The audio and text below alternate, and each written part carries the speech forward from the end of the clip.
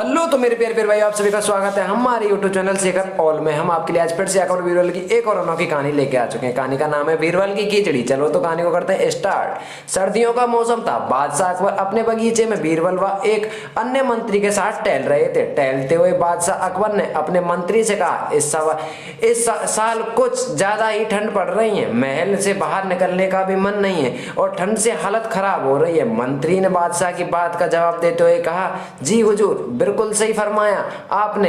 इस साल तो इतनी ठंड पड़ रही है कि जनता ने घर से बाहर निकलना बहुत कम कर दिया। टहलते टहलते बादशाह अकबर बगीचे में बने तालाब के किनारे जा पहुंचे। जैसे ही उन्होंने अपना हाथ पानी में डाला, उन्होंने एहसास हुआ कि पानी बर्फ जैसा ठंडा है। पानी से हाथ बाहर निकालते हुए अकबर ने कहा, सही कह रहे हैं आप, इतनी ठंड में कौन घर से बाहर निकलेगा। बीरबल को चुपचाप देखकर बादशाह ने बीरबल से पूछा, इस बारे में आपका क्या ख्याल है बीरबल। बीरबल ने सिर झुकाते हुए कहा कि माफी चाहता हूँ हुजूर, इस बारे में मेरा ख्याल थोड़ा अलग है। मैं आप दोनों की बात से सहमत नहीं हूँ।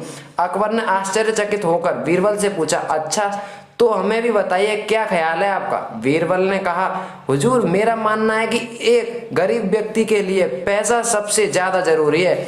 उसे इस बात से कोई फर्क नहीं पड़ता कि किस मौसम में कितना ठंड है या गर्म है।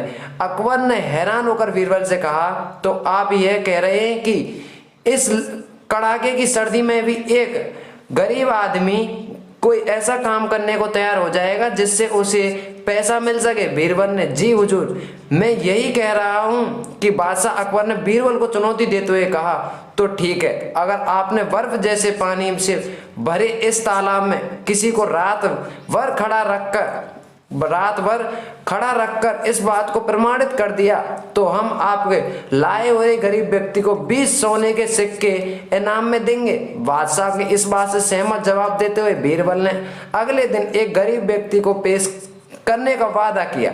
अगले दिन सभा में बादशाह अकबर ने बीरबल से पूछा, क्या वो किसी एक को लाए हैं तो तालाब में खड़ा रहकर पूरी रात बिता सके। इस बात पर बीरबल ने गंगाधर नामक एक व्यक्ति को दरबार में मौजूद किया और कहा, यह 20 सोने के सिक्के के लिए तालाब में पूरी रात बिताने को तैयार है। बादशाह अकबर ने सभा समाप्त करते हुए कहा कि ठीक है, 2 सिपाही इस व्यक्ति की रात भर निगरानी करेंगे।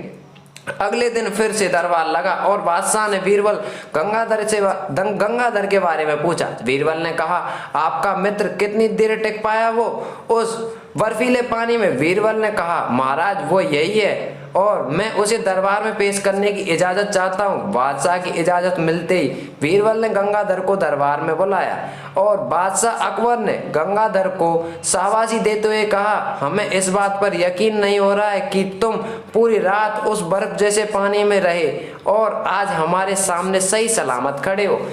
यह तुमने कैसे किया, पूरी सभा को बताओ। गंगाधर ने कहा, महाराज, शुरुआत में तो यह बहुत मुश्किल था, लेकिन कुछ समय बाद मुझे महल की एक खिड़की पर एक दिया जलता हुआ नजर आया।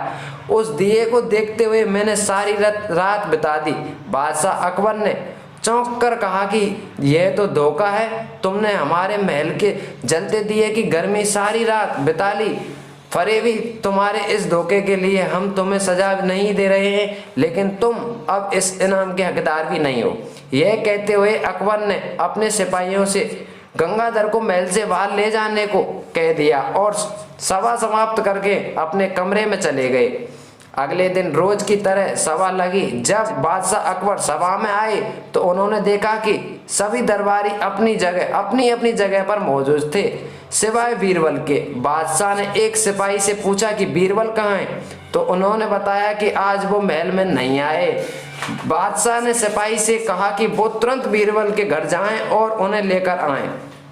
कुछ समय बाद सिपाही अकेले ही दरबार में लौट आए। बादशाह ने पूछने पर सिपाही ने बताया कि बीरबल अपने घर में खाना पका रहे हैं और उन्होंने कहा है कि खाना पूरी तरह पक जाने के बाद ही वो दरबार में आएंगे। सिपाही की यह बात सुनकर बादशाह सोच में पड़ गए, क्योंकि आज से पहले कभी भी बीरबल ने महल में आने में देर नहीं की थी। अकबर को कुछ संदेह हुआ और उन्होंने बीरबल के घर जाने का निर्णय लिया। जब बादशाह अकबर बीरबल के घर पहुंचे तो उन्होंने देखा कि बीरबल ने एक ऊंची खूंटी पर एक हांडी टांग रखी थी और उसके नीचे जमीन पर लकड़ियां जला रखी हैं। बादशाह आश्चर्यचकित हो गए और बीरबल से पूछा कि वह क्या कर रहे हैं। इस पर बीरबल ने जवाब दिया कि वह अपने भोजन के लिए खिचड़ी पका रहे हैं। और बादशाह अकबर ने कहा, क्या तुम पागल हो गए हो? यह खिचड़ी कैसे पक रही है? तुमने हांडी को इतने ऊपर टांग रखा है और आग नीचे जल रही है, तो ऐसे में खिचड़ी पकने के लिए हांडी तक गर्मी कैसे पहुंचेगी? इस बात पर बीरबल ने बहुत आराम के साथ बादशाह से कहा, क्यों नहीं पहुंचेगी हुजूर? जब महल की खिड़की पर रखे हुए दिए से गंगाधर को गर्मी मिल सकती है, तो मेरी खिचड़ी तो हांडी तो फिर भी आग के बहुत नजदीक है। बीरबल की बात सुनकर बादशाह हैरान हो गए और मुस्कुराते हुए कहा, हम तुम्हारी बात अच्छी तरह समझ गए बीरबल। इस बात पर गंगाधर को महल में बुलवाया और उसे 20 सोने के सिक्के का इनाम दिया। बीरबल की चतुराई के लिए उन्होंने बीरबल को इनाम भी दिया। तो थैंक